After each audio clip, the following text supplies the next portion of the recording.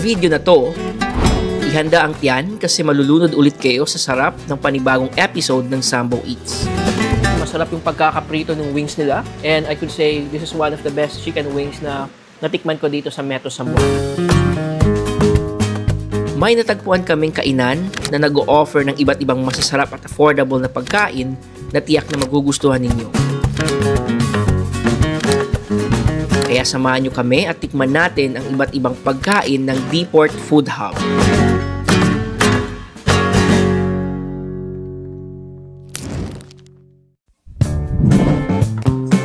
From classic favorites to new discoveries, tuklasin natin ang mga nagsasarapang street food dito sa Zamboanga City.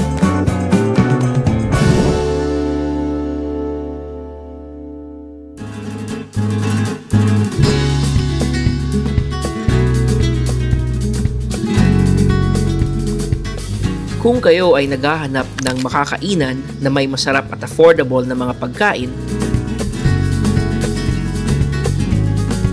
tamang-tama itong D-Port Food Hub para sa inyo. Sila ay located sa 585 sa Avedra Street, Barangay Santa Maria, Zamboanga City,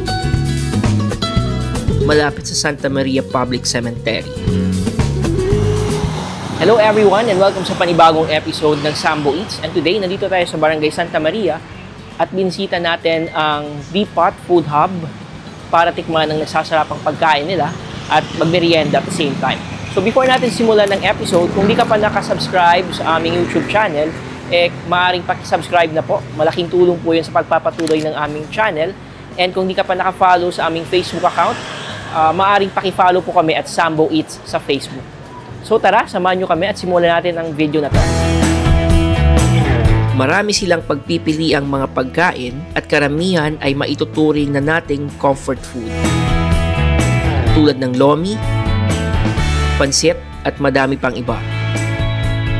Meron din silang sweet and savory cakes at cookies para sa mga mahihilig sa pastries.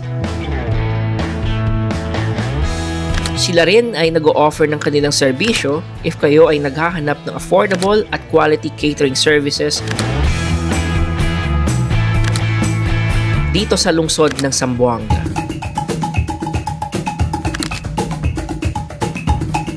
Ako nga po pala si John Angeles, sinira dito sa D-Port Food Hub. Yung location po namin is dito sa Santa Maria, De Leon Drive, sa Avedra Street, in front po ng Catholic Cemetery. Yung bestseller po namin is yun ang chicken wings, at saka may mga lumi po rin kami, at saka may bulalo at iba pa. So eto na pala yung mga in-order natin dito sa D-Port Food House. Meron tayong lomi, meron tayong sotanghon gisado, meron tayong chicken skin na naglalakihan, and then meron rin tayong different flavor nung chicken wings. So sa halagang 249 peso, eto na yung makukuha ninyo dito sa D-Port Food House. So merong 10 pieces na chicken wings na iba't ibang flavor. So tara, samahan nyo kami at tikman natin yung mga pagkain nila. So yung una natin titikman is yung lomi nila. So kung makikita nyo, siksik sa laman yung lomi. Maraming sahog, merong mga gulay, merong mga karne. So once again, itong lomi nila is chicken lomi. Medyo mainit-init pa siya. Tikman na natin yung lomi ng D-Port Food Hub. Napaka-savory nung lasa nung sabaw nung lomi nila, guys. At the same time, once again, marami siyang sahog. So meron siyang chicken meat, merong noodles, may mga gulay, may Baguio beans, merong repolyo. So tikman uli natin.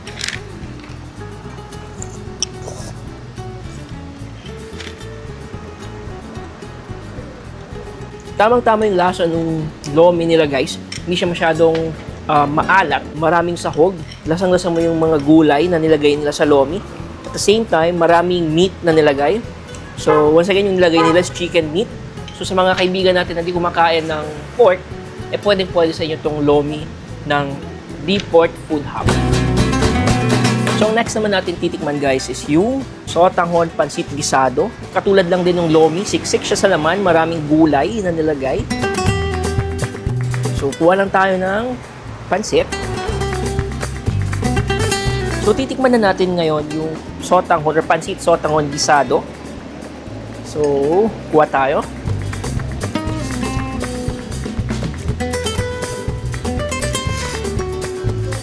Sobrang malasa nung pansit sotanghon gisado nila, guys. Napakalambot ng noodles. At the same time, crunchy yung gulay. Ibig sabihin, fresh yung gulay na nilagay nila sa pansit nila.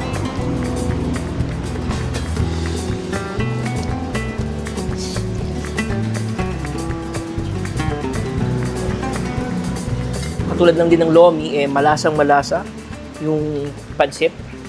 So, kuha tayo.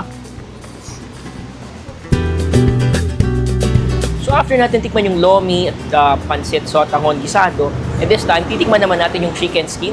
So, tama kayo nang narinig, may chicken skin sila dito. And kung makikita nyo, napakalaki nung mga chicken skin nila. So, eto siya. So, putulin lang natin.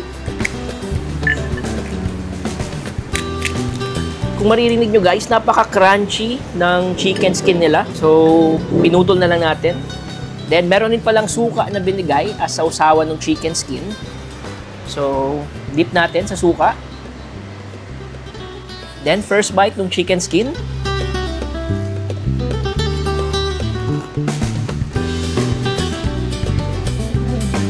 Once again guys, napaka-crunchy nung chicken skin nila. At the same time, masarap.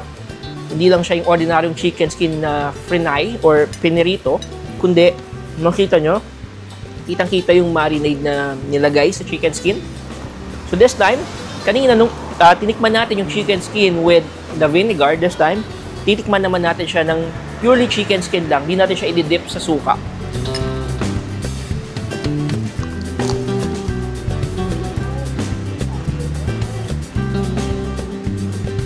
Wala akong ibang masabi guys, kundi napaka-crunchy nung chicken skin. Once again, kung naririnig nyo yung background music ng pagputol ko ng chicken skin, maririnig yung crunchiness nung balat nung manok. Once again, kung nagustuhan nyo yung video, paki-thumbs up naman po. And kung may mga gusto kayong sabihin, pwede nyo ilagay sa comment section kung nagustuhan nyo yung video natin for today's episode. So, tikman ulit natin yung chicken skin. Para ka lang kumakain ng chichirya guys sa pagka-crunchy ng chicken skin. So, akala mo chichirya yung kinakain mo, pero chicken skin pa or balat pala ng manok dahil sa crunchiness nito. So, this time, tikman naman natin yung chicken skin together with the pansit, sotanghon gisado. So, kanina, pinutol natin yung chicken skin. And this time, try naman natin ihalo siya sa pansit. Tignan lang natin kung masarap yung combination na to.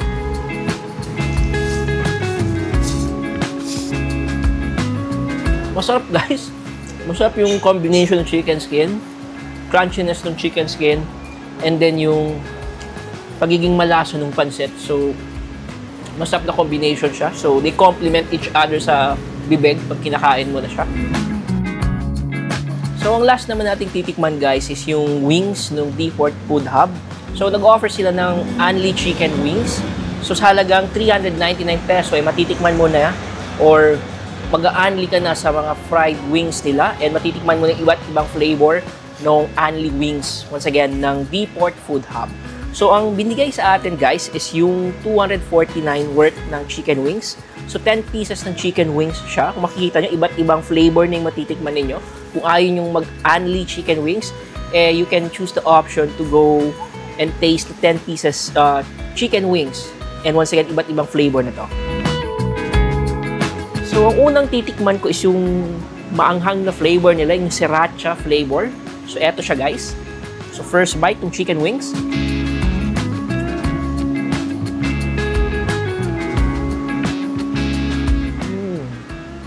Masarap yung pagkakaluto ng chicken guys. Masarap yung flavor na to, itong sriracha flavor or sriracha flavor.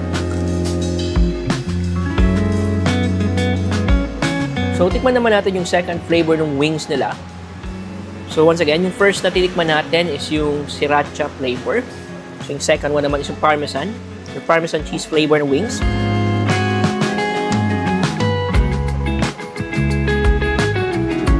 Kung kanina medyo maanghang, this time, nasa light side yung flavor ng chicken wings na to.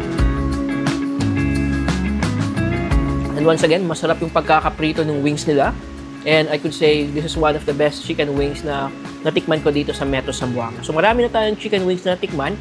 And siguro isa to sa mga masarap na flavored wings na natikman ko.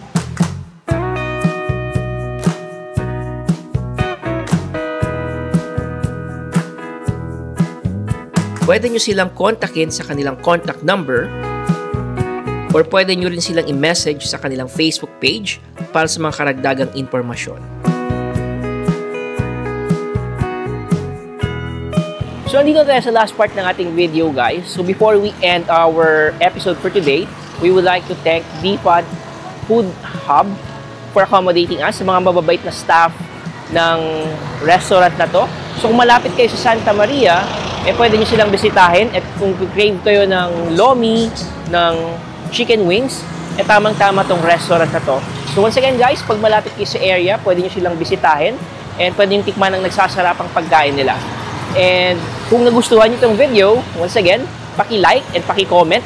And kung di pa kayo naka-subscribe sa aming YouTube channel, paki-subscribe naman po. And paki-follow kami sa aming Facebook account at Zambo Eats.